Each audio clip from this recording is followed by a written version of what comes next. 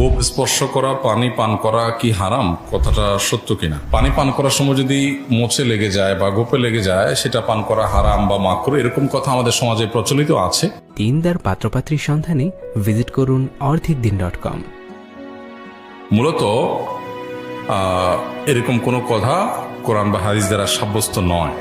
পানি পান করার সময় বা কিছু খাওয়ার সময় যদি গোপে লেগে যায়, এর কারণে কোনো গুনাহ হবে না, হারাম হবে না, মাকরুহ হবে না। তবে এমনিতেই গোপ ছোট করা এটা নবী করিম সাল্লাল্লাহু আলাইহি সাল্লামের সুন্নাহ, এবং এটা হলো মিন সুনানিল ফিতরাহ।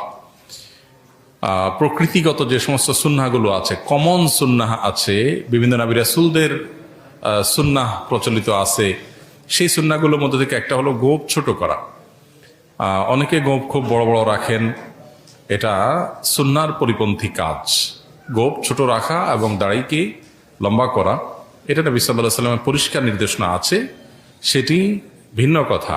কিন্তু যদি কেউ পানি পান করা বা কিছু খাওয়ার সময় গোপে লেগে যায়, তাহলে সেক্ষেত্রে সে খাওয়া হারামও হবে না এবং এটার কারণে কোনো মাকরুহ হয় না। তবে হ্যাঁ, এটা ঠিক যে আমাদের স্বাস্থ্যগত কারণে আমরা খাওয়া পান করার সময় গোপ ইত্যাদি যেহেতু সবসময় পরিষ্কার থাকে না, এগুলোর ভেজা খাবার পানীয় আমাদের পেটে গেলে আমাদের অসুস্থতার কারণ হতে পারে, সেটা ভিন্ন বিষয়।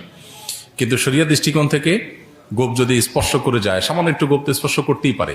বিশেষ করে গোপ যদি একেবারে ছোটও থাকে, আর কেউ যদি পানি খেতে চায়, কোনো কিছু পান করতে চায়, তো একদম গোপে লাগবেই না, গ্যারান্টি দিয়ে পান করতে হলে তো হা করে পান করতে হবে। তাহলে তো ঠোঁট স্পর্শ করে পান করাটাই রিস্কি হয়ে যাবে। তাহলে তো খাবে না নাটক করবে, জটিল একটা অবস্থা হবে। তো ইসলাম এত কঠিন বিষয় আমাদের জন্য আরোপ করে নাই।